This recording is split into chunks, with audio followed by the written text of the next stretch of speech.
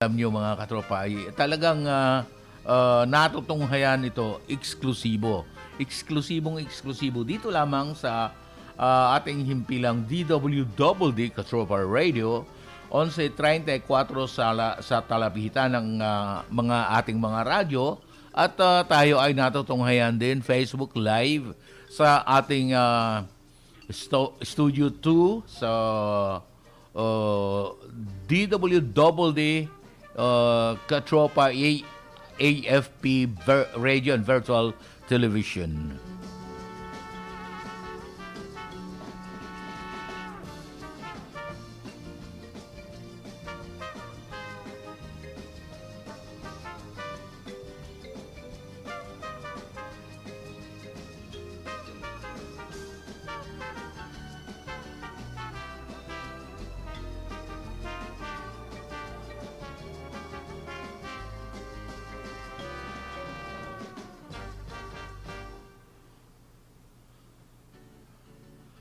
Okay, tuloy-tuloy na po tayo mga katropa, no? At siguro ang pinakaunang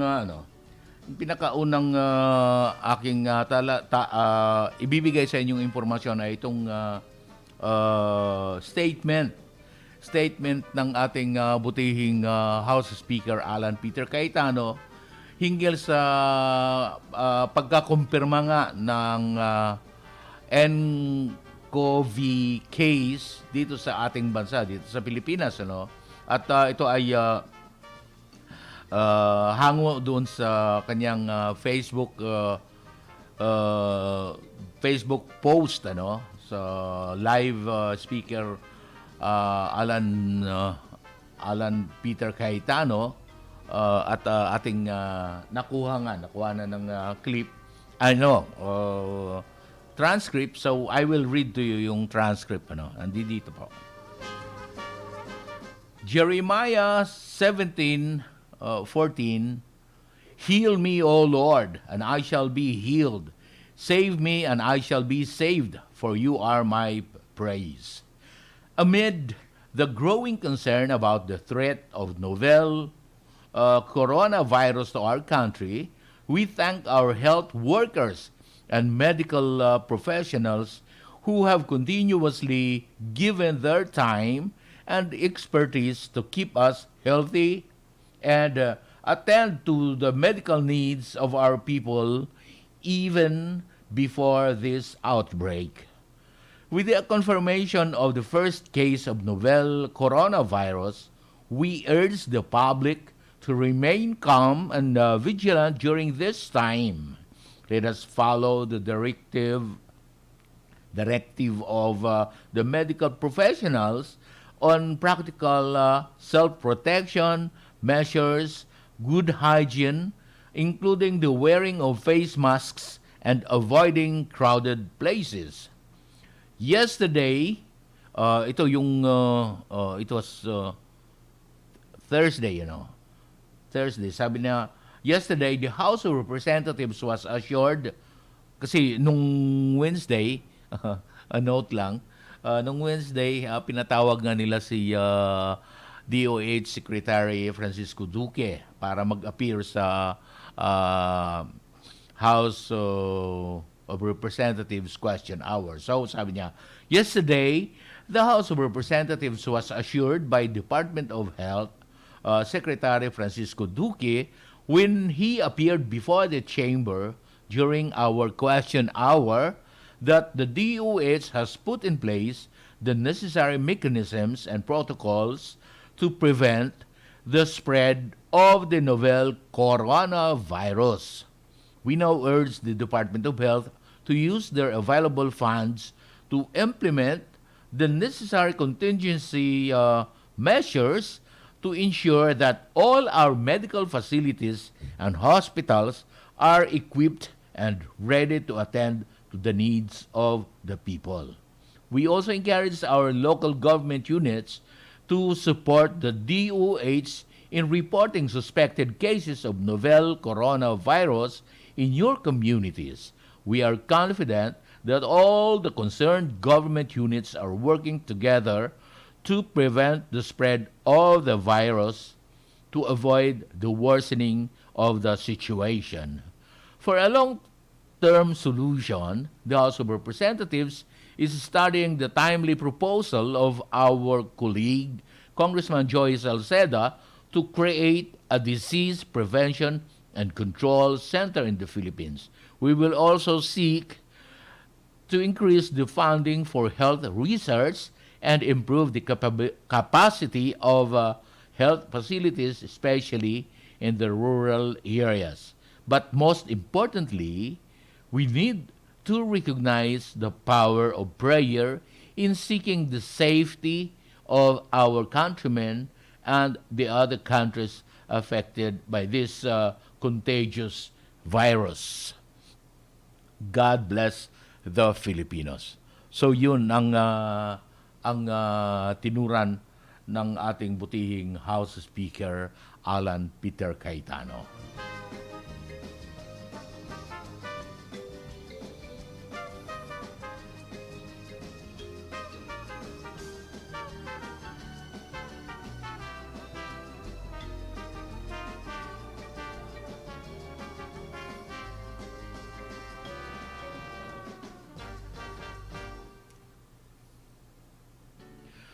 Okay, akin namang babasahin sa inyo itong naging pahayag din ng ating buting speaker hinggil dun sa travel ban sa mga travelers magmula sa Hubei province ng China and other nCoV hit areas sa naturang bansa, no, sa China.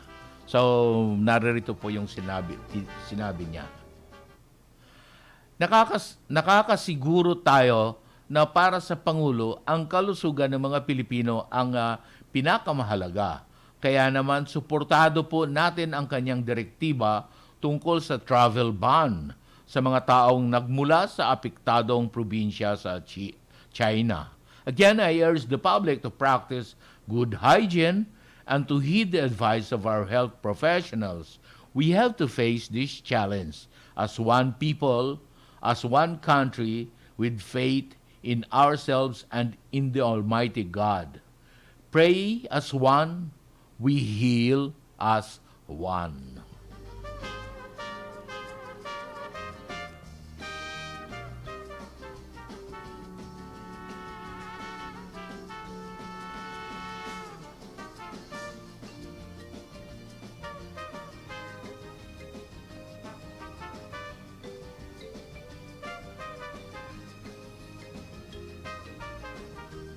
At this point, nais kong batiin si DJ Albert Antibo ng DWWW City 774 at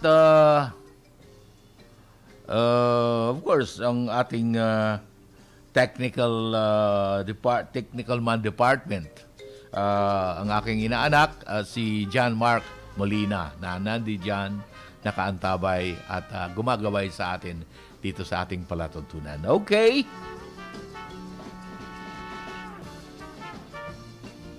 So, tuloy-tuloy na po tayo.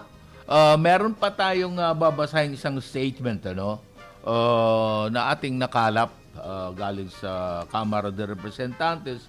Ito ay yung statement ni Majority Leader and later Representative Martin Romualdez. At ito ay kanyang statement on President Duterte's temporary travel ban on Chinese nationals from 2019 novel coronavirus hit areas in China. So dapat maintindihan natin ito na itong travel ban na temporary travel ban na idineklara ng ating Pangulong Rodrigo Roa Duterte ay dapat maintindihan natin sa ating mga kapatid na mga Chinese. Of course, nanggagaling doon sa bansang China as they identified na doon nanggaling ang nagiging origin ng 2019 novel coronavirus. So, dito naman tayo, Kaya nga, uh, um, nag, naglabas ng direktiba ang ating Pangulo na to temporarily ban the travel para sa mga Chinese nationals na manggagaling sa 2019 novel coronavirus hit areas doon sa China. So naririto po ang statement ni Majority Leader Martin Romualdez hinggil dito. No? President Duterte made a very smart decision to effectively strategize government's campaign against the spread of 2019 novel coronavirus. Our DOH officials were guided by international health experts and standards in recommending to the Philippine President the temporary travel ban on Chinese nationals from Hubei province and other COVID hit areas in China. Please work for the common good of everyone. Avoid sowing panic. Stop spreading false information and hate campaign against Chinese people. Let's pray for the good health and immediate recovery of those who have been affected. The House leadership under Speaker Alan Peter Cayetano is prepared to support the logistical requirement that the DOH may need to combat the novel coronavirus.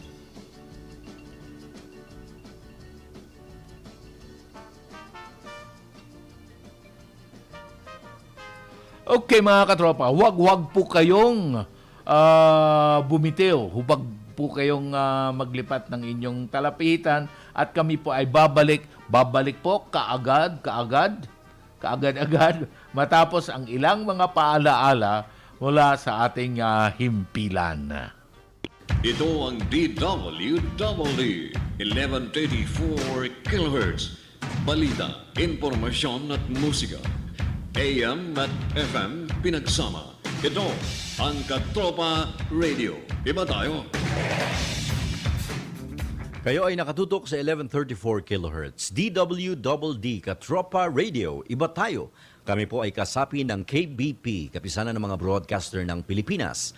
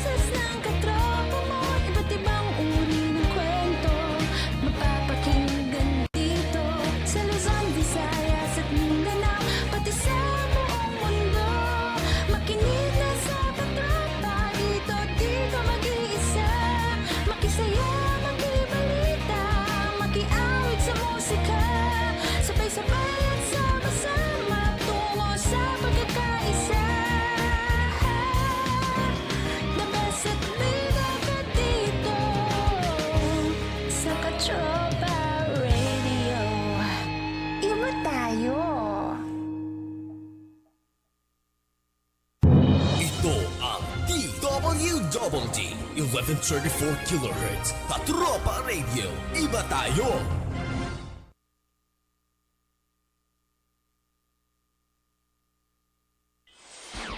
Katropa sa kamera ni Terence Mordeno Gran. Si Terence Mordeno Gran, ang inyong katropa sa kamera. Cecil po ng House of Representatives. Ugaliing makinig sa palatuntunang Katropa sa Kamara ni Katropang Terence Mordeno Gran. Dito lamang sa nag-iisang himpilan ng Kawal ng Bayan, ang Katropa Radio. Iba tayo! Maria Eloisa Lumeda po lamang ng Philippine Society for Public Administration. Kayo po ay nakikinig sa palatuntunang Katropa sa Kamara ni Katropang Terence Mordeno Gran. Dito lamang sa nag-iisang himpilan ng Kawal ng Bayan, ang Katropa Radio. Iba tayo! Ito po si Dennis Melarpis ng House of Representatives at kayo po ay nakikinig sa ating katropa sa Kamara na si Terence Mordeno Gran sa nag-iisang himpilan ng Kawal ng Bayan, DWDD 1134 sa inyong talapihitan. Magandang umaga po.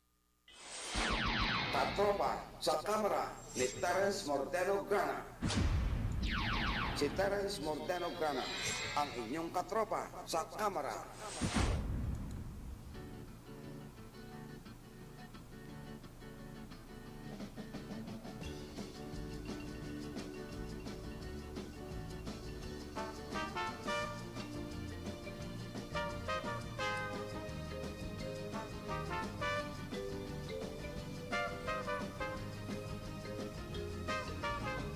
Okay, mga katropas, sa ating pagbabalik kayo po ay nakikinig sa palatuntunang Katropas sa Kamara ni Terence Mordeno Gran dito lamang sa himpilang DWDD Katropa Radio.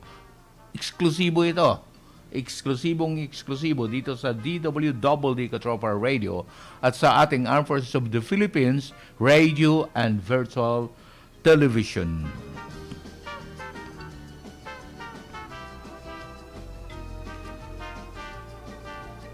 Okay, talagang merong pumuri sa aking kasuotan ngayong jacket.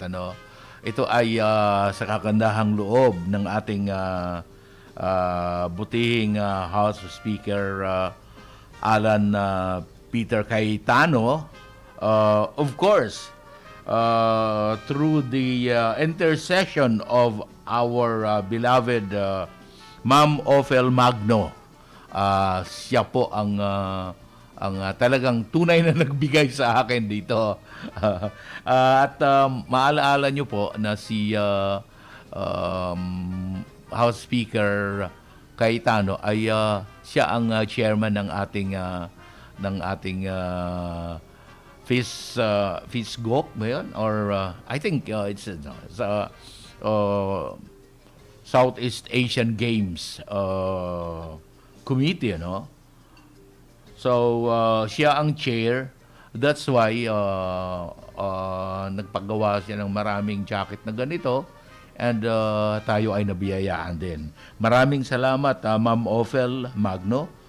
At talagang maganda ito. At lalong-lalo na dito sa sa virtual radio and television. Nakikita makulay ang daigdig ko dito.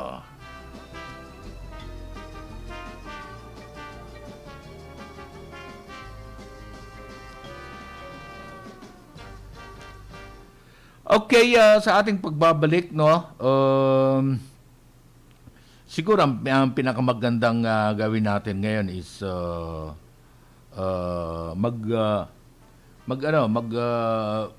feature muna tayo ng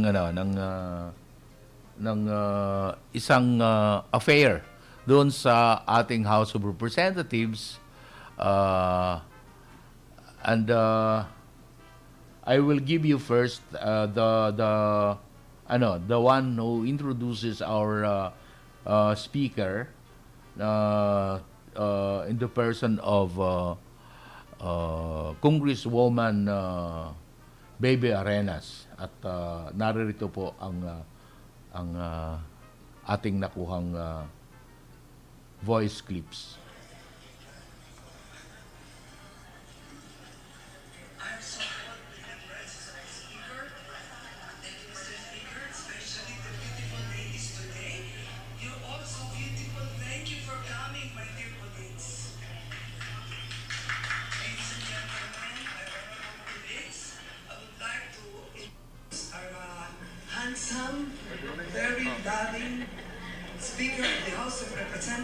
Honorable Speaker Alan Peter Cayetano. Mr. Speaker.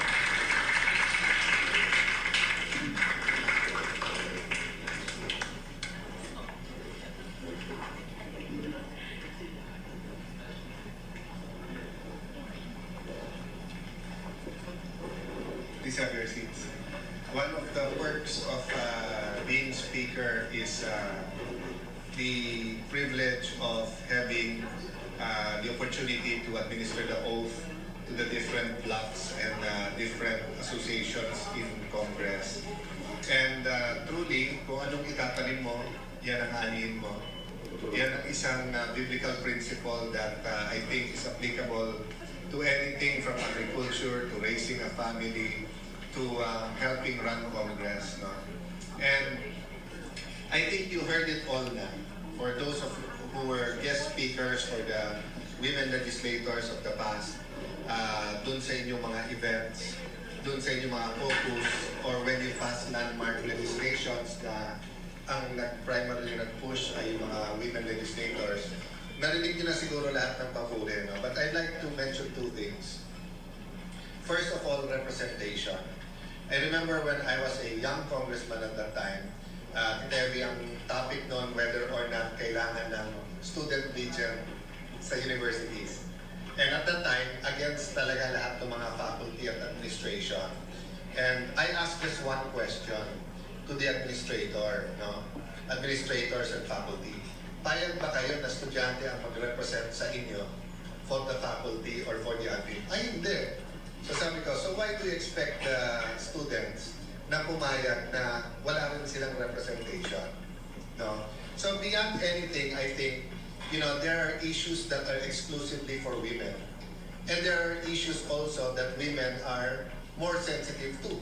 Diba? I mean, although father and a mother plays unique roles in the family, alam naman natin in Philippine culture and society kung gaano ka-central ang role ng babae, kaya nga ilaw ng tahanan ng tawag. No? Even in our laws, kung magkaroon ng problema yung mag-asawa, ang presumption sa nanay mapupunta yung bata. Because precisely nga, iba yung a mother's love. No? So secondly, the point I want to make after representation is impact. No? Siguro kung sa paramihan ng bills, for the simple logic na mas marami ding lalaki sa Congress, baka mas maraming napasa sa lalaki. Diba? But if you look at the impact of these bills and laws, you know, we can talk about health and education where the women legislators have made a real impact. But if you look at all these sectors, no, agriculture, education, health, infrastructure, etc., no, pagdating sa pamilya, it's really the woman who pushes for these issues. And what is all the wealth in this world if walang pamilya? Diba, why are OFWs abroad? Not for themselves, especially those areas na may mga abuso, babae pa usually yung mga nasa areas na dangerous. It's precisely because mahal nila ang kanilang pamilya. So when we started the 18th Congress together, we all agreed we want to be relevant. We want to be reliable. As an institution, narinig nyo ako 1,000 times na sinabi na ang tao, mahal ang kongresista nila, pero galit sa Congress. Di ba? Kasi ang epitome ng isang nanay o tatay na sa congressman o congresswoman yan. Pero yung epitome ng isang Trumpo organization o isang corrupt na organization or kaya nga binibiro tayo minsan House of Representatives. Di ba? In fact, alam nyo, maraming hindi makakaalam nito. Nung nagpapaalam ako sa mga tatay-tatayan ko na alis ako sa DFA to run for congressman, sinabihan ako na ayaw nila. So, tinanong ko bakit. Well, sabi nila, if the House is the House of Representatives, then you're Alibaba. Diba? So, ang sabi ko naman sa kanila, I named some key people in society, including the President and his family. Sabi ko, kung siya maging speaker, siya ganyan. Will the system change him or will he change the system? Besides, sabi ko, iba perception, iba reality. When you get to know individually the members of Congress, makikita mo yung idealism. It's just that nakafocus tayo sa ating constituents. Ang senador kasi nakafocus sa buong bansa because media ang kanilang paraan na to communicate. So, ang Senate nahirapan i-segmentize, di ba? So, they cannot talk to urban, magagalit ang rural. They cannot talk to rural, magagalit ang urban. They cannot be all senior citizens, ang daming kabataan, and vice versa. Unlike po tayo, we are similar to city mayors or governors na we're elected, we're different in the sense that we're elected nationally. But we're the same in the sense that nasa grassroots tayo, di ba? Yun ang ating talagang pinagsisilbihan. So it is my hope that in the 18th Congress, more than ever, you will play a role that will not only represent the women of the Philippines, but more so make a deep impact. Alam kong nagsusmile kayo kasi kung meron isang taong hindi ko matatanggihan sa kongreso na to, walang iba yun kundi the Speaker of my house. And alam niyo naman, I'm not a very punctual person, although I try. Pero 1:45 pa lang, nangungulit na sila ni, taking na. Sabi ko lang, 2 o'clock pa eh. May 15 minutes pa ako, may pipirmahan na ako yung mga resolution at saka mga bills natin. But truly, people think that I have a big role in the political life of Senator Pia and of Congresswoman Lani, and especially when she was mayor. Ang hindi alam ng tao, baliktad. The women in my life, my mom, my sister, and my wife, play a big part in how I think, in what I do, and why I do things, di ba? Alam niyo mga lalaki, pag tingin tama, mahirap magbago, mag-U-turn. Pangalawang lalaki, ayaw nagtatanong. Diba? So, sometimes, being in the minority doesn't mean that you cannot have the bigger impact. Diba? So, kung men's legislator kami, hindi tayo kasya dito sa speaker sa social hall, diba? Pero sa women, kasya. But it's not naman the quantity. Diba? It's the quality. And I really hope, diba, that Majority Leader Martin Romualdez and I and the deputy speakers can help the women legislators na maging hindi lang ilaw ng tahanan, pero ilaw ng 18th Congress. So please let me know what you need, not only through government, but Lani was reminding me na isang activity lang ng spouses na raise na nila yung equivalent ng buong taon nung dati. So, whether it's a spirit of giving na meron, or people see us more relevant, or because they know that this Congress, excuse me, but I'll say, hindi tayo nang-hold up eh. Yan, ang dami lumalapit na is a specific sector that we can make, basta't may impact sa buhay nila. No? Hindi po aksidente na we have a number of deputy speakers. No? Of course, Deputy Speaker Escudero, Tevi, of course,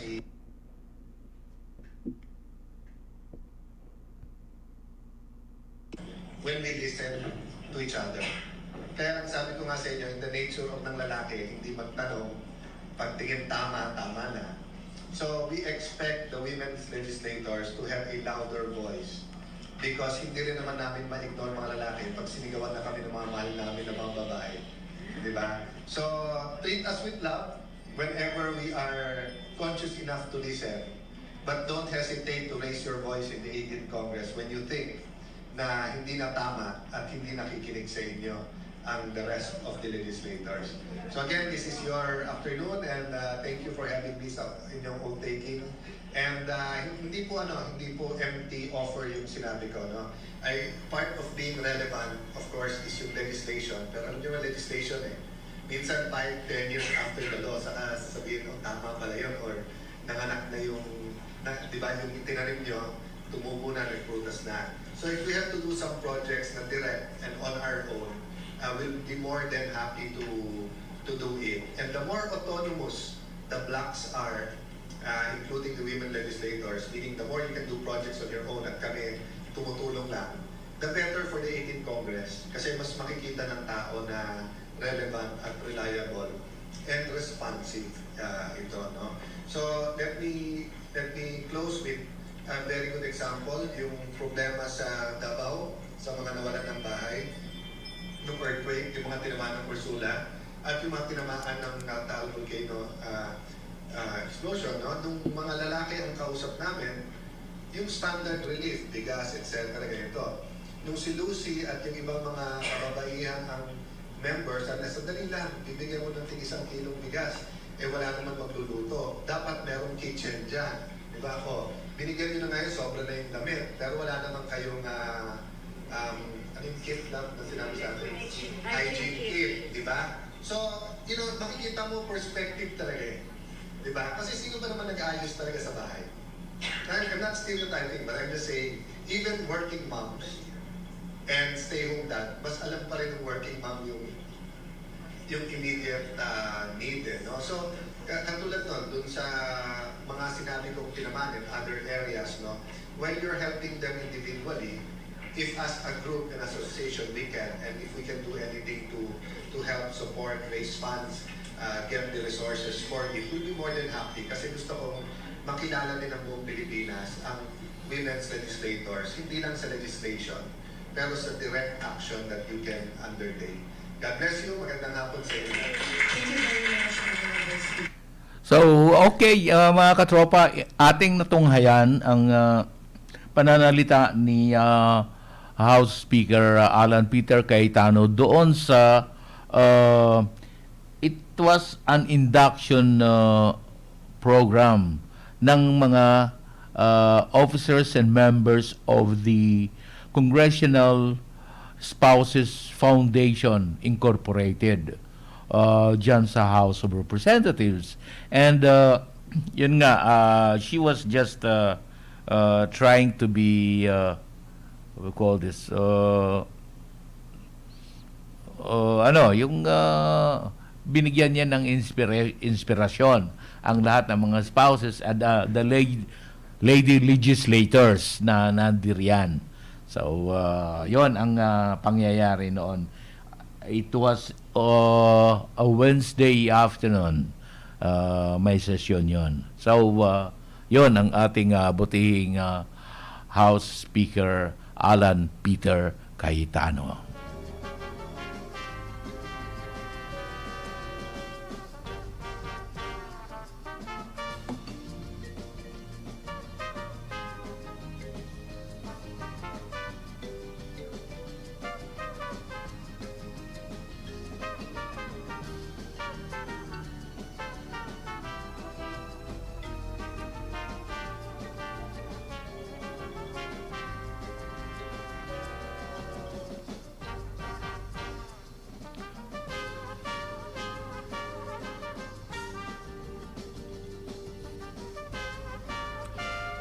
Okay, siguro bago tayo magtapos dito sa ating first hour ng ating palatuntunan ay I just want to give you yung information about our legislation, legislative system ng ating bansa, I would like to yung legislature 101 tayo para malaman natin kung ano ba talaga ang pinagmulan nitong ating legislative system dito sa ating bansa, So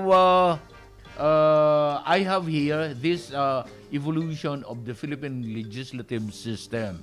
So babasahin ko na lang sa inyo, maiksi lang naman ito. The Philippine legislative system has undergone a series of evolutions that reflected the socio-political conditions of the times and the level of political maturity of society. It began with the unicameral Malolos Congress of the short-lived Philippine Republic of 1898 to 1899. And it was followed by the Philippine Commission of 1901. A colonial legislative system composed of all American appointees. This body then evolved into a bicameral, predominantly elective, Filipino-controlled legislature by virtue of the Jones Act of 1916 and lasted until November 1935 when the semi-independent Commonwealth government was inaugurated. A unicameral National Assembly replaced the bicameral body after the 1935 Philippine Constitution was ratified.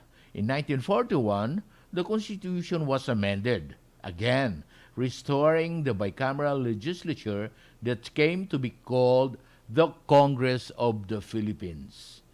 Except during the Japanese-sponsored Philippine Republic from 1942 to 1945, the Congress functioned as the national legislature until September 1972, when President Ferdinand Marcos placed the country under martial law. The Batasang Pambansa, a unicameral legislature, no?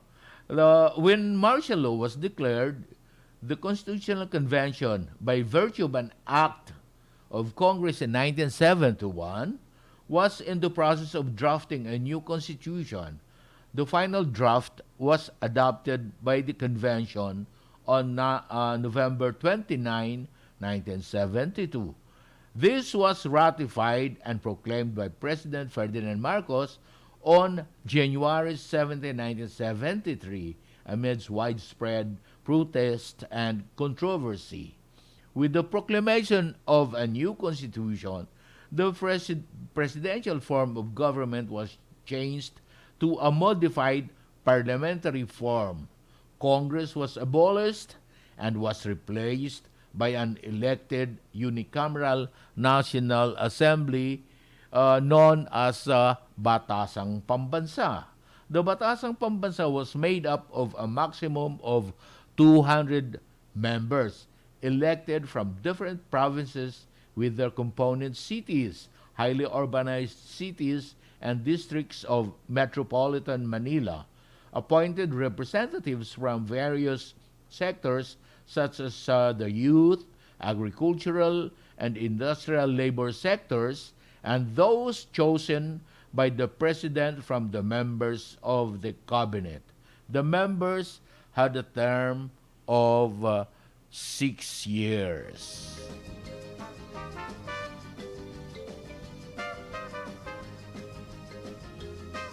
So, yun ang evolution ng ating Philippine legislature, no? Nag-umpisa ito sa Malolos Congress, and then Philippine Commission, and then by virtue of Jones Act of 1916 ay nagkaroon ng Commonwealth government. And then after that, yung National Assembly was replaced by bicameral body. Yung 1935 Constitution was ratified, and then 1941, the Constitution was amended, again restoring the bicameral legislature. So panibago na naman at tinawag na ito na Congress of the Philippines. So nung panahon ng giyera, no, 1942 to 1945, ay ang mga Hapon, the Japanese sponsored Philippine Republic,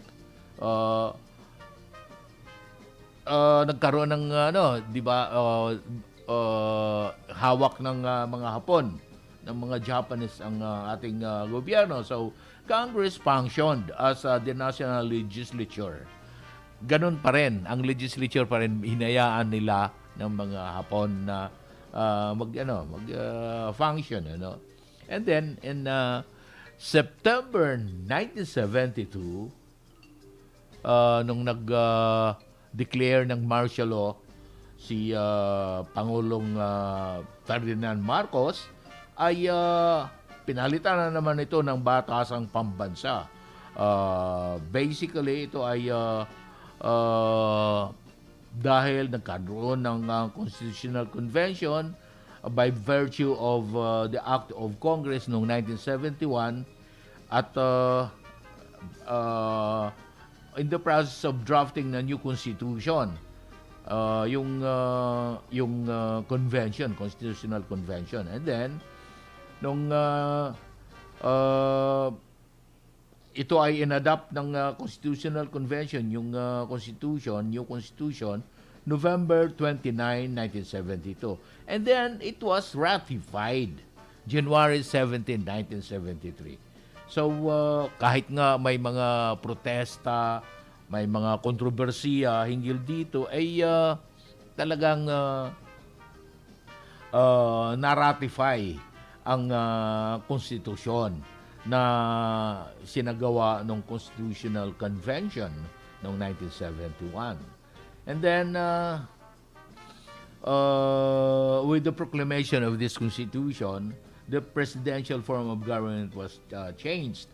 Nagiging modified parliamentary form of government. Yun na, yung batasang pambansa. And then, of course, nagkaroon ng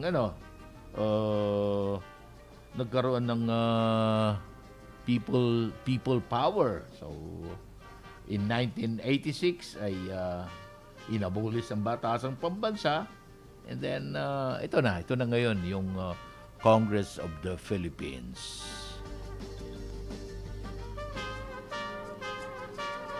Okay, nagtapos na ang first hour ng ating palatuntunan. Kung kaya't please, dyan lang muna kayo. Sandaling-sandali lamang ito at kami ay babalik matapos ang ilang mga paalaala ng ating himpilan. Ito ang DWWD 1134 kHz. Balita, impormasyon at musika. AM at FM pinagsama. Ito ang Katropa Radio. Iba tayo. Kayo ay nakatutok sa 1134 kHz. DWDD Katropa Radio. Iba tayo. Kami po ay kasapi ng KBP, Kapisanan ng mga Broadcaster ng Pilipinas.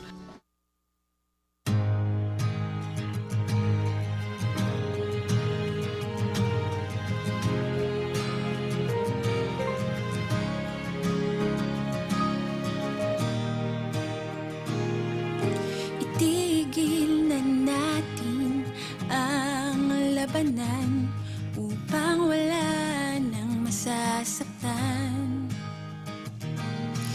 Bakit di na lang tayo magtulungan nang makamtan ng kapayapaan, kaunlaran? Halika na, kumapit ka ngayon.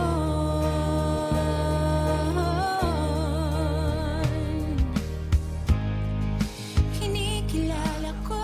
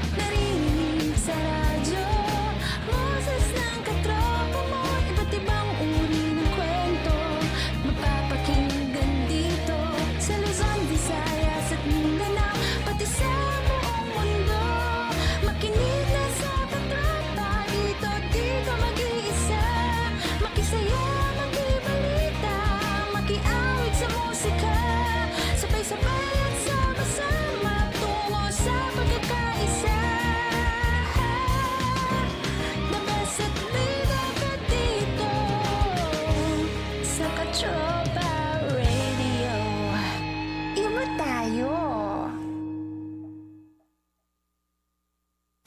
Ito ang DWDD 1134 kHz Katropa Radio. Iba tayo.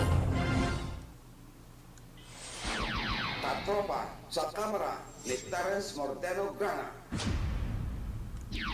Si Terence Mordeno Gran, ang inyong katropa sa kamera.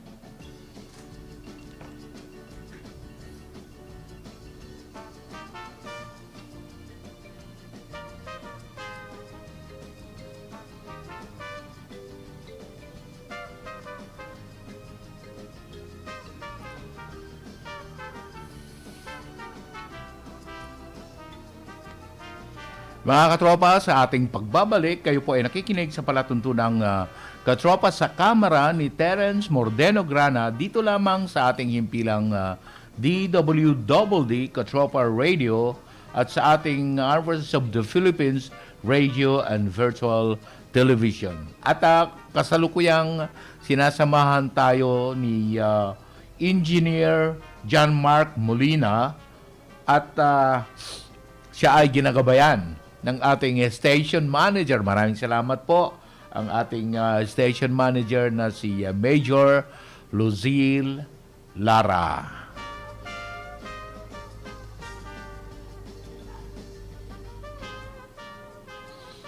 Okay, tuloy-tuloy na po tayo at bago siguro tayo magtuloy ay nais kong pasalamatan din yung ating mga kaibigan, mga katropa na kasalukuyang nagmo-monitor, nanonood at nakikinig sa atin sa ating palatuntunan, na nakikinig sa radyo, yung iba nanonood sa ating Facebook Live ay si Evelyn Duyan.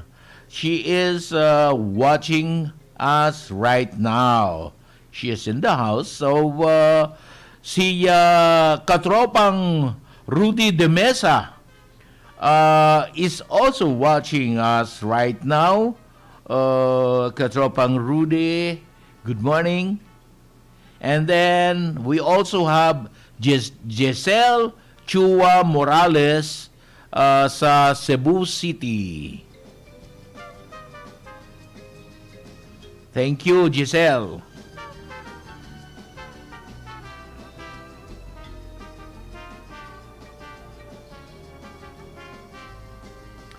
Okay, tuloy-tuloy na po tayo at this juncture I would like to read to you yung ating mga notes hinggil sa sesyon, sesyon noong January 27, January 28, and January 29. At nais kong ibigay sa inyo na ang mga pangyayari sa ating plenaryo sa bulwagan ng ating House of Representatives at ito ay importante upang malaman din ninyo kung ano ang mga pangyayari, ano ang mga ay sinasagawa ng ating mga mambabatas sa ating House of Representatives, lalong-lalo na doon sa loob ng bulwagan, doon sa plenary hall. So, noong January 27, 2020, ay ang sesyon ay presided over by Deputy Speaker Pablo Jan Garcia. And then, nagkaroon ng 221 members na nag-respond sa roll call. Of course, there was a declared quorum because we have only 301 members and 221 members ang nag-respond sa call. So, definitely, more than quorum. So, okay. And then, ang mga pangyayari doon, ay nagkaroon ng privilege hour at maraming mga miyembro ng Kamara ang nagbigay ng kanilang privilege speech. So, unang-una na nagbigay ng privilege speech ay si Minority Leader Bienvenido Abante Jr. ng Manila.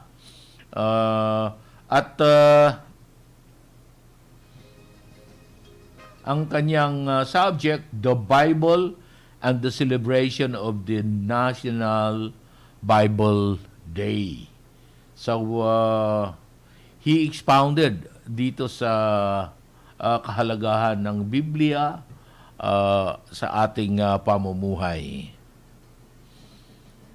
And then, ang sumunod ay si Representative Rico Geron, and he expressed gratitude on the assistance he and his fellow Batanggenyo received from various sectors, especially the national government, as well as the private sectors and citizens in the aftermath of the Taal volcano eruption.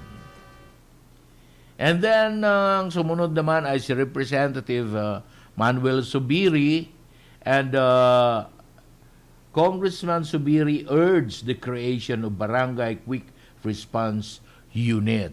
So, ito ay hinggil sa mga disasters, ano. So, yun yung sinusulong niya sa pamamagitan ng kanyang privilege speech. And then, ang sumunod ay si Representative Presley De Jesus.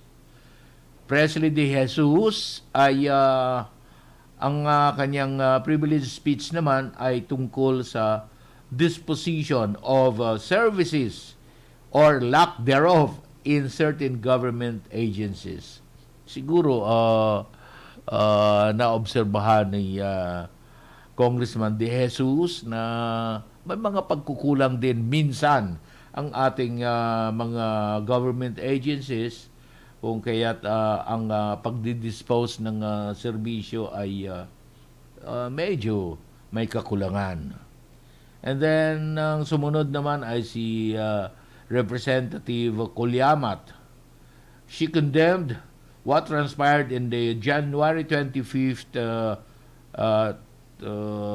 Lumad evacuees in Quezon City. Yung may pangyayari siguro dito, no? At kanyang and then sumunod ay si Representative Ilago, the present state of academic freedom and autonomy of institutions of higher education. At ang panghuli na nagbigay ng kanyang privilege speech ay si Representative Aurelio Gonzales, at ang kanyang subject ay eruption of Taal volcano and its effect on surrounding provinces. So, yon ang mga privilege speech na ibinigay ng ating mga congressmen. Noong araw na iyon, 27 January, ay kanilang inaprubahan sa pangatlo at pinal na pagbasa ang House Bill 5673. Ito yung authorizing the Department of Health to set and approve the bed capacity and service capacity of all DOH retained hospital.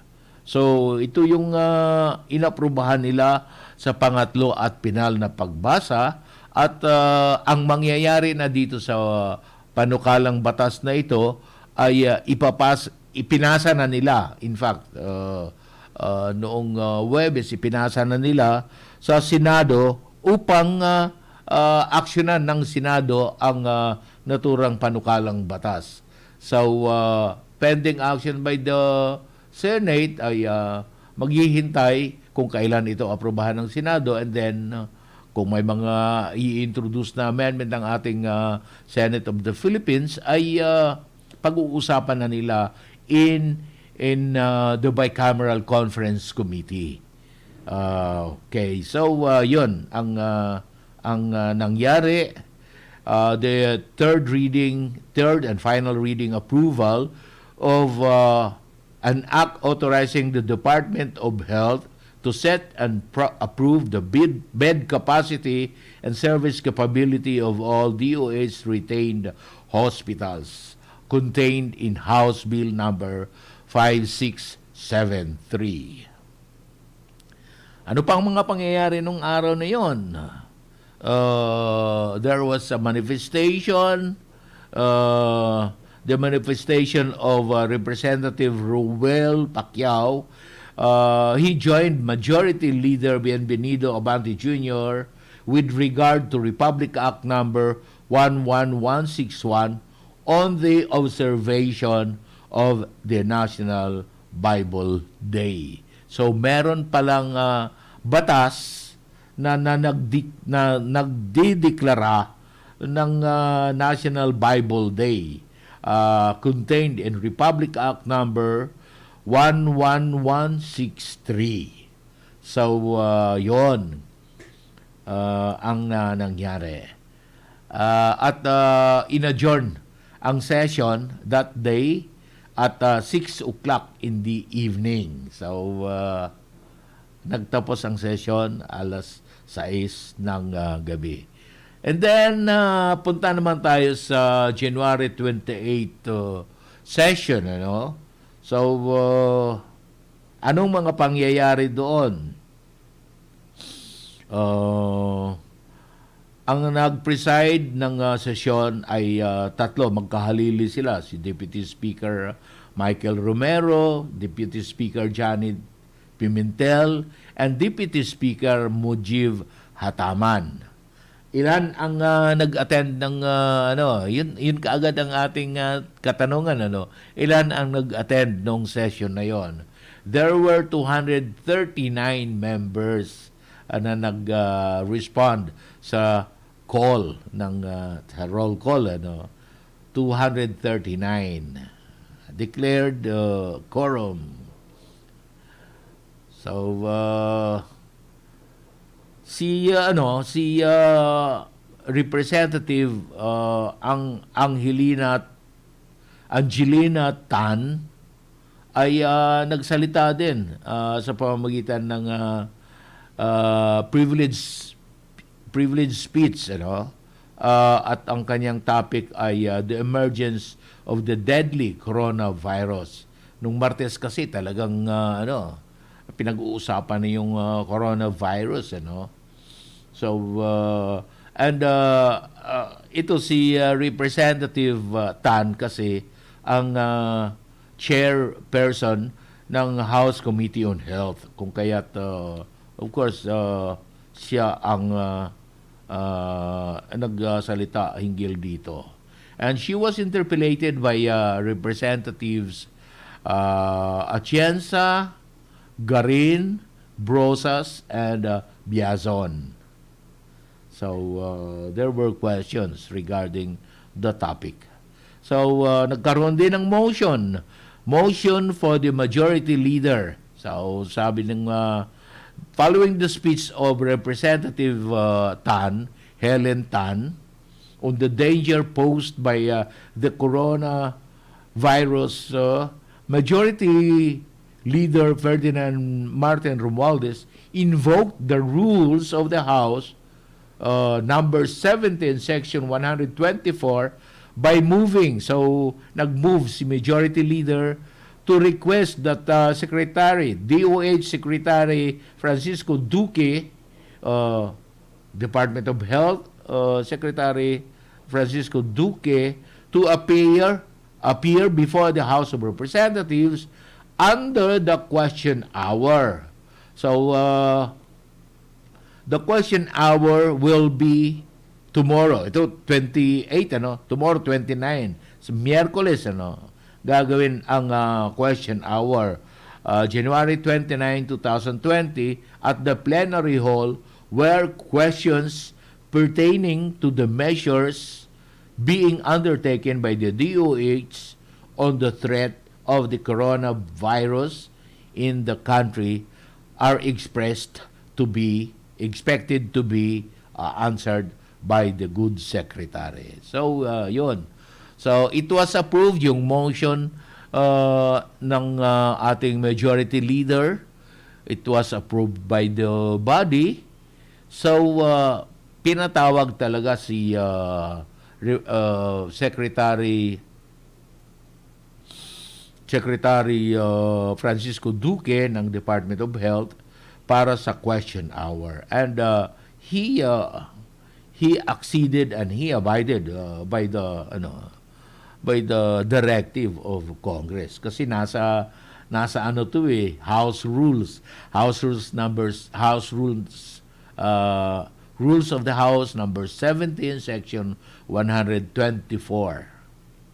So ano pa mga pangyayari? Sponsorship and debate noong House Bill number 5422, an act declaring the month of October of every year as the National Cooperatives Month in the entire country, at inaprubahan ito on second reading.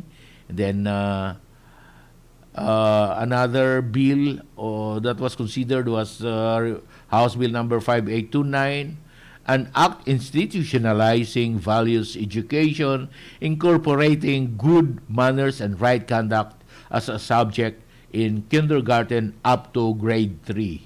At ito ay inaprubahan din nila sa pangalawang pagbasa. So, kung magiging ganap na nabatas ito, ibabalik na yung GMRC na tinatawag, good manners and right conduct na subject sa umpisa kindergarten hanggang grade 3. At ito ay inaprubahan naman nila sa second reading. And then, ano pa bang inaprubahan nila? House Bill number 5869, yung defining electronic violence against women and their children, providing protective measures and prescribing penalties for violations thereof. Inaprubahan din ito on second reading. Another bill that was considered sa sponsorship and debate, an act creating the Filipinos overseas and foreign employment, defining its mandates, powers, and functions, and appropriating funds therefore. So, House Bill number 5832 ito. I think pangatlong araw na nilang kinonsider itong bill na ito. And then after that, after doon sa isang interpellation, ay sinuspend ang consideration ng House Bill 5832. And that day, in-adjourn ang session at 6:18 in the evening. So, alas 6:18 ay in-adjourn ang session. So, ano pa? Yung third day ng session ay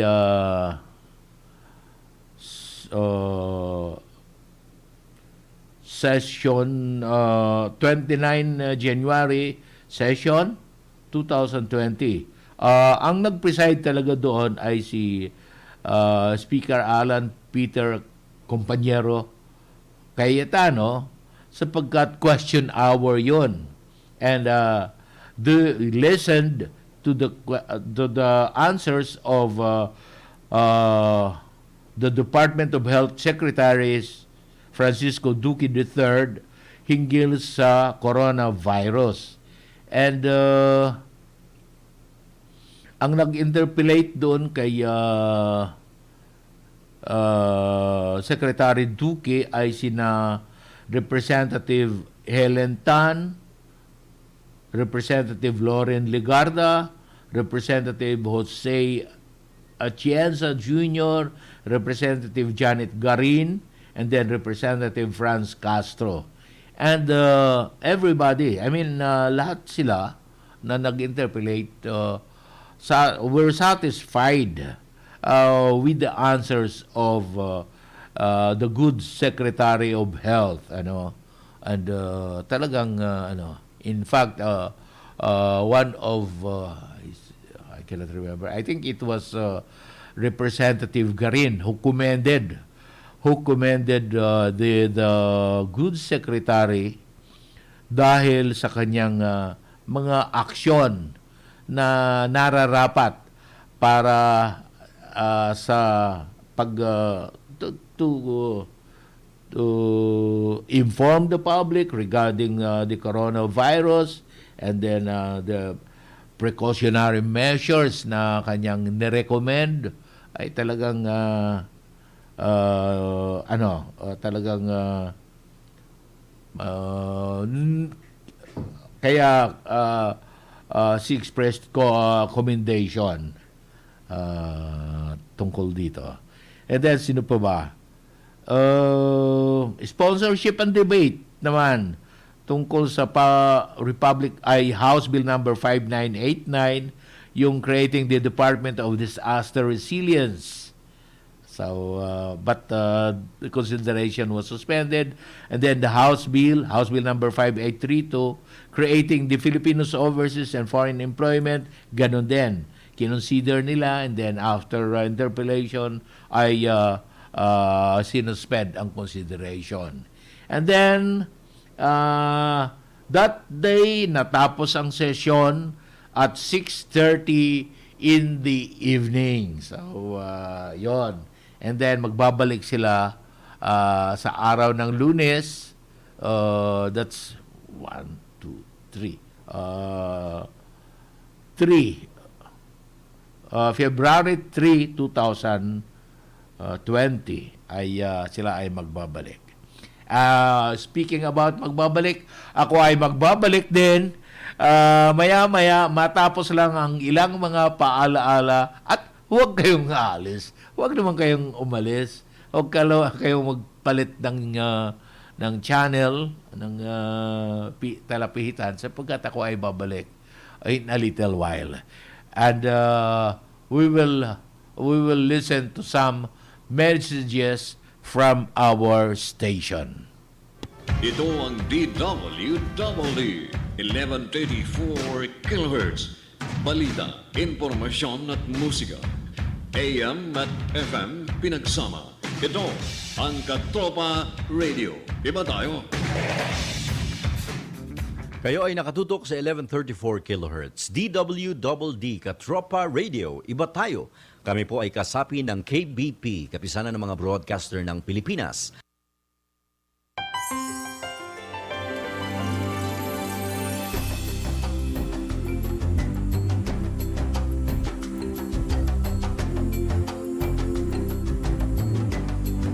Tahimik at masayang buhay. Normal at simpleng pamumuhay.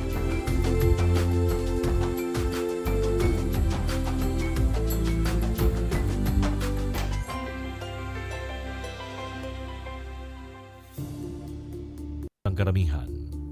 Pero para sa kanya, ito ang buhay na pinili niya. Nagsimula akong kumilos dito bilang kabataang estudyante taong 1995 hanggang nag-exposure ako sa NPA. Tapos nahikayat ng mga kasama na sumapi sa kanila. Kaya umabot ako doon ng halos 14 taon sa Kilusan. Si Ka James ay isa sa mga dating rebelde na sumuko sa pamahalaan. Naging buhay ko doon sa Kilusan, siyempre sa umpisa habang naniniwala kami na tama ang aming ipinaglalaban. Kahit anumang hirap, tapos mga sakripisyo na kinakaharap namin doon, iniisip namin yun na parte ng aming paniniwala. Nakipaglaban siya sa pamahalaan para sa doktrinang kanilang pinaglalaban. Kami daw, kabataang pag-asa ng bayan, kailangan naming humawak ng armas para ipagtanggol ang bayan, kailangan naming magbuwis ng buhay para sa bayan. Lahat ng mga yun, resulta ng mga pinag-aralan na ibinibigay sa amin para paniwalain kami na tama yung aming ipinaglalaban base sa doktrinang ibinigay sa amin ng kilusan.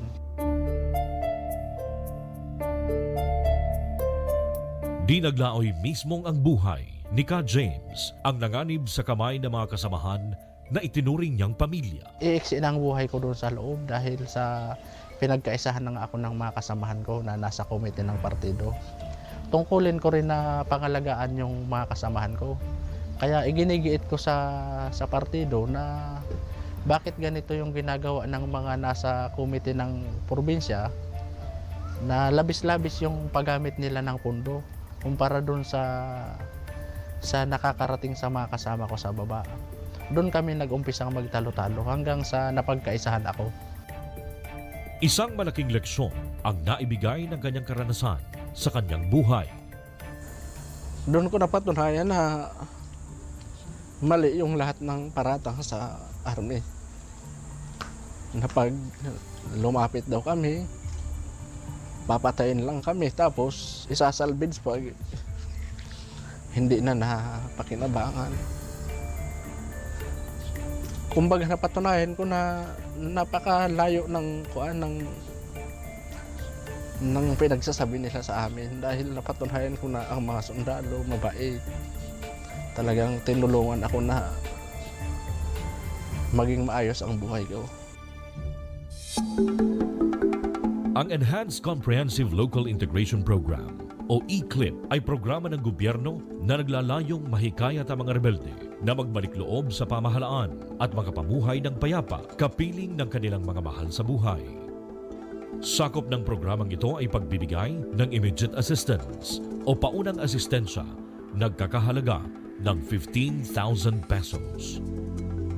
Livelihood assistance o asistensyang pangkabuhayan na nagkakahalaga ng 50,000 pesos. Firearms remuneration o ang halaga ng bawat armas na isusuko ng dating rebelde sa pamahalaan. Asistensyang medikal mula sa DOH. Asistensyang legal mula sa DOJ PAO. ALS mula sa DepEd. Asistensyang psikolohikal mula sa DSWD. Libreng matrikula sa kolehiyo mula sa CHED. Pagsasanay mula sa TESDA. Isang bangungot na ngayon ay hindi niya nagugustuhing balikan. Ngayon, siya ay namumuhay ng mapayapa kasama ang kanyang pamilya at kasalukuyan ng naninilbihan sa gobyerno.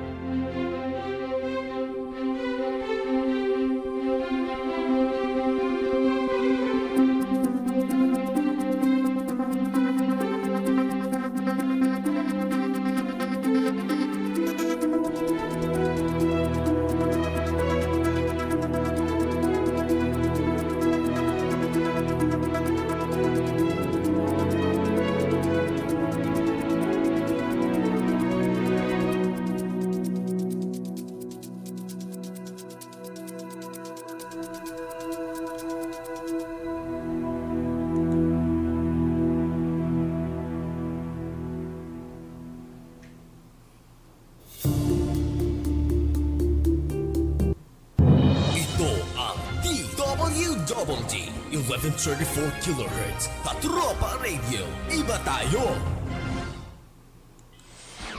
Katropa sa kamera ni Terence Mordeno Gran. Si Terence Mordeno Gran, ang inyong katropa sa kamera.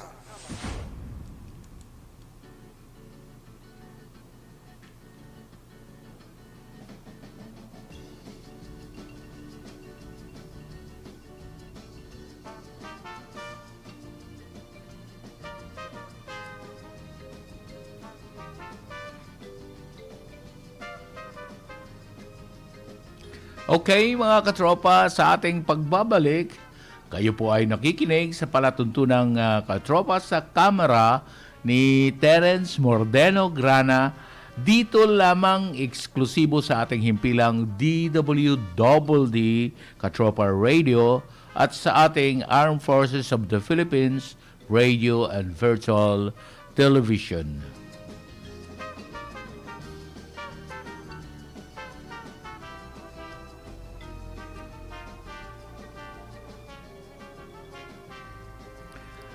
Nais ko munang batiin ang ating mga katropa na kasalukuyang nanonood at nakikinig sa atin dito sa ating palatuntunan. Si Ginoong Katropa Eugene Handugan ay kasalukuyang nanonood at nakikinig sa atin. And then itong isa sa mga colleagues natin from the Senate of the Philippines, si Sara Matorgo Halanduon. She's also listening and viewing us right now sa ating palatuntunang Katropa sa Kamara. At of course, ang aking pinakamamahal na may bahay sa ay kasalukuyang nanonood at nakikinig sa kanyang sa kanyang better half. At si Dr. Telma Ruales Grana ay kasalukuyang nanonood at nakikinig. Maraming salamat. I love you, Mami.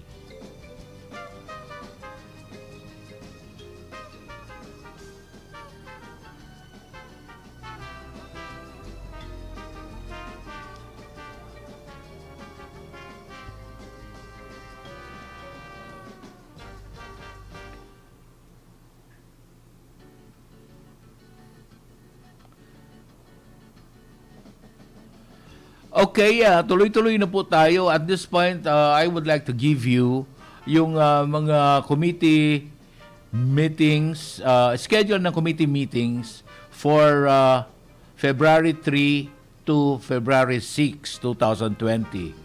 And you might be interested na panuorin ang mga committee meetings ng ating iba't ibang mga committee doon sa ating sa Batasan Complex at maaring interesado kayo sa mga subjects na aking ibibigay at mga committee na aking ibibigay sa inyo. No?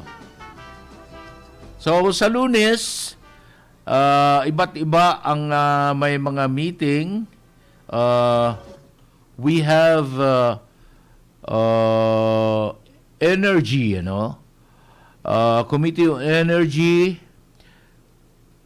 Committee on Ways and Means, Committee on Labor, and then Committee on the Welfare of Children. So, bali, ang mangyayari sa Committee on Energy, which will start their meeting sa Ramon V. Mitra Building, Conference Rooms 1 and 2. Ito ay presentation by the Japan Bank for International Cooperation on its role and functions, its operation in the gas sector, and development of the Japanese gas sector. And then presentation pa rin para sa mga committee members ng by the Water Rock Energy Economics on the role of gas or liquefied natural gas in the Philippine market. Key enablers for building an LNG terminal in the Philippines. And then presentation of the case study on the LNG regulatory and legislative framework in the countries and the government actions to support the liquefied natural gas industry. So, yun ang mangyayari doon sa ating Committee on Energy. And then sa Committee on Ways and Means naman, 9:30 in the morning. Ito ay mangyayari doon sa Rolando R. Andaya Hall. Ito ay nasa second floor ng main building ng ating House of Representatives. Ang pag-uusapan nila ay tungkol sa substitute bill to House Bill 167, bill strengthening the national program for the elimination of tuberculosis, amending for the purpose Republic Act 10767, otherwise known as the Comprehensive Tuberculosis Elimination Plan.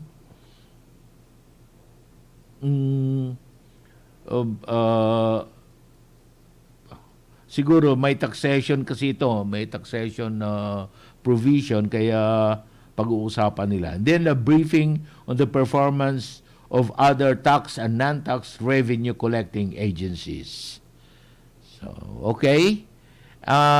Another committee that will have a meeting is the Committee on Labor and Employment. Their meeting will start at 10 o'clock doon sa Speaker Jose de Venecia Hall sa first floor, South Wing Annex Building. Ang pag-uusapan doon, yung House Bill number 81, prescribing a mandatory occupational safety, health, and emergency response program for all artists in the film, the television, and theater industries of the Philippines. And then House Bill number 181 and House Bill number 4875, creating an occupational safety and health standards for the film, television. I think ano lang ito, parehas lahat ito ng mga panukalang batas. House Bill 81, 181, 4875, House Bill 1019, and House Bill 5596. Ito yung mga panukalang batas hinggil sa occupational health and safety para sa mga nagtatrabaho sa entertainment industry. Ito nga, in the light of the death of veteran actor Eddie Garcia. So ito yung tatalakayin ng House Committee on Labor and Employment. And then ang isa pang committee na magkakaroon ng meeting sa February 3, Lunes yan, araw ng Lunes, 1:30 ng hapon doon sa Speaker Laurel Hall, second floor, South Wing Annex Building. So, ano ang pag-uusapan doon? House Bill number 204, mandating the establishment and implementation of the Parent Effectiveness Service by local government units and appropriating funds therefore. And then House Bill number 4158, providing safe haven for abandoned newborn infants. Ito yung panukalang batas ni Representative Yeda Marie Romualdez. So, ito yung mga tatalakayin nila ng mga House Bills. February 4, 2020,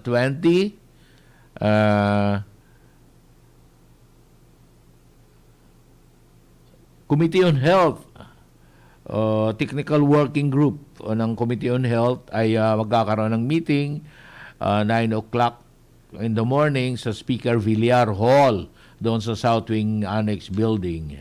The Technical Working Group meeting regarding House Bill 173, 295, 956, and the other bills institutionalizing an emergency medical service system, EMSS, creating for the purpose the National EMSS Council and appropriating funds therefore and for other purposes. So, yon. And then, isa pang magmi-meeting sa February 4 is Committee on Science and Technology. Ganun din, Technical Working Group din ito. 9:00 ng umaga sa Speaker Zulueta Hall. Second floor, South Wing Annex Building. Ito ay tungkol sa mga House Bills 1674-2108. Strengthening the National Research Council of the Philippines of the Department of Science and Technology for promotion and research work along scientific lines and appropriating funds therefore. So, next is at 9:30 in the morning also, Committee on Ways and Means, may meeting doon sa Rolando R. Andaya Hall sa second floor ng main building regarding the inquiry into the unabated smuggling of goods into the country by unscrupulous operators of customs bonded warehouses to the detriment of local manufacturers and producers and the Philippine economy, with the end in view of recommending measures to stop smuggling using the warehousing system by revisiting the provisions of the Customs Modernization Tariff Act on bonded warehouses and limiting the type, nature, and number of bonded warehouses. Ang isa pang tatalakayin ay yung update on the status of the recommendation to suspend the implementation of the National Valuation Verification System or NVVS. Next that we'll have a meeting is yung Committee on Banks and Financial Intermediaries. Gagawin doon sa conference rooms 1 and 2 ng Ramon V. Mitra Building at 9:30. Ito yung technical working group meeting hinggil sa mga panukala bill strengthening rural banks in the Philippines, amending for the purpose Republic Act 7353, otherwise known as the Rural Banks of 1992 as amended. So, yon. February 4 pa yon. Ito rin, February 4, isa pang committee ay ang Committee on Local Government, magsasagawa ng technical working group meeting sa conference room 6 ng RVM building at 9:30. Tungkol ito sa mga panukalang batas mandating the appointment of barangay health workers in barangays, and then Magna Carta for barangay health workers, yung mga ganon, yung mga panukalang tungkol sa mga barangay health workers ang pag-uusapan ng local government committee. Constitutional amendments, February 4, Tuesday, Constitutional Amendments Committee will have a meeting at 9:30 in the morning doon sa Speaker Belmonte Hall sa South Wing Annex Building, first floor. Dito ay yung gagawin nila yung presentation on the proposal to amend the Constitution submitted by the Interagency Task Force on Federalism and National Reform and the Constitutional Reform Movement. So dito tatalakayin yung mga proposals to amend the Constitution. Baka yun nga, sinasabi ko sa inyo, baka gusto nyong i-witness yung deliberation ng committee, ay alam ko maraming mga kababayan natin, mga katropa dyan, na nais marinig ang mga rason, pros and cons of these proposals to amend the Constitution. And ito nga, yung Interagency Task Force on Federalism and Constitutional Reform. So, marami, alam ko, marami dyan interesadong mag-attend dito sa meeting na ito. So, pumunta lamang, magsadya lamang doon sa ating House of Representatives. Another committee is the Committee on Higher and Technical Education, jointly with the Committee on Basic Education and Culture, ay magkakaroon ng meeting doon sa Speaker Nograles Hall, first floor, South Wing Annex Building at 9:30. Pag-uusapan doon yung panukalang providing for the establishment of learning cities, mandating compliance with the key features thereof and appropriating funds therefore. So, yung isa, recognizing the annual observance of World Education Support Personnel Day, declaring for the purpose the 16th day of May 16 of every year, as National Education Support Personnel Day in the Philippines. So, okay.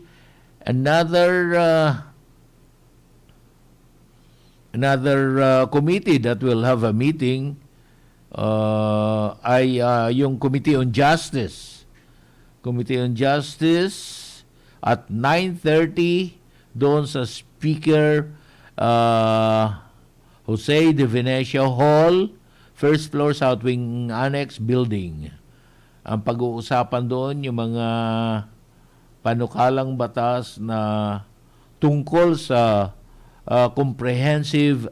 creating a comprehensive legal aid program, rationalizing standards for the underprivileged and underserved legal aid program, rationalizing standards for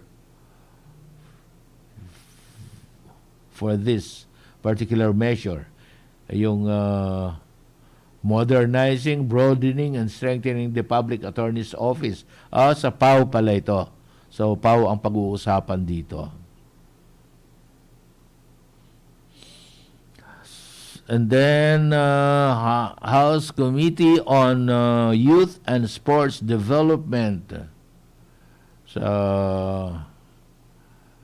ang 10:30 in the morning magsisimula ang kanilang meeting doon sa Speakers Aquino and Macalintal Hall sa South Wing Annex Building. Bali, 2 floors at 2 rooms ito. Dalawang halls ang gagamitin ito. Malaki-laking malaki-laking committee ito.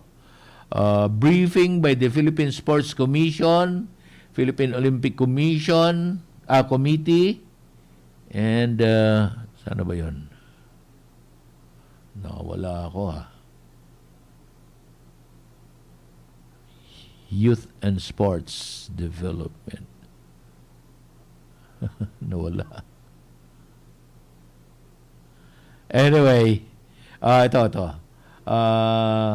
Philippine Olympic Committee and other concerned government agencies on the status of implementation of Republic Act number 10699, otherwise known as the National Athletes and Coaches Benefits and Incentives Act.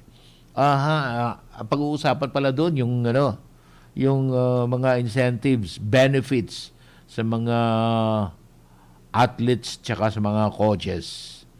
So, yon. Briefing din tungkol sa Philippine Paralympic Committee preparation for the 10th Association of Southeast Asian Nations para Games. So, ito, at marami pang ibang pag-uusapan ang ating mga miyembro ng Committee on Youth and Sports Development.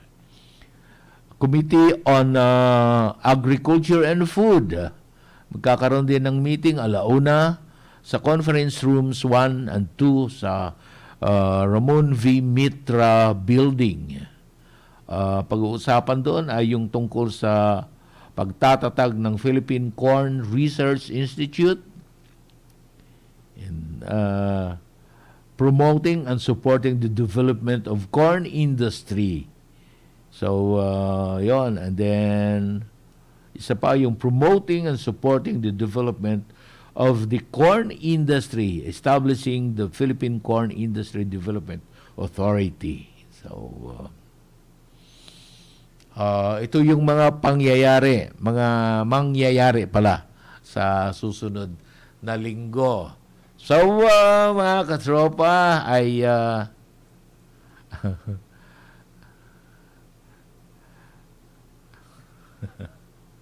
okay.